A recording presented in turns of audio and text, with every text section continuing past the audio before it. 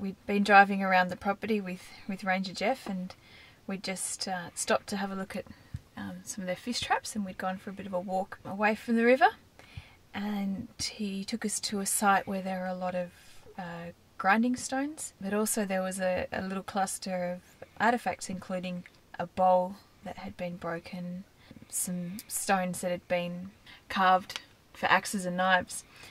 And he mentioned how archaeologists and anthropologists feel about them, about these artefacts being out there.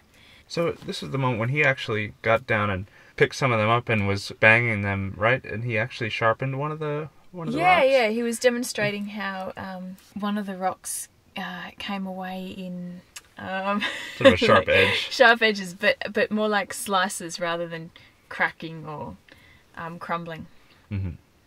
Knowing that these were historical items of significance, historical artifacts, like, what did you think initially when he started banging them together? It did actually seem a little bit strange, and I guess I probably first, when I arrived at this site, was probably in a similar mindset to the archaeologists and anthropologists that actually they should be preserved, but I don't think what he was doing was actually sort of destroying them or anything like that, and there he is. So yeah, that was an interesting part of it for me. Was I had the same reaction you did, like, God, an archaeologist would be freaking out right now.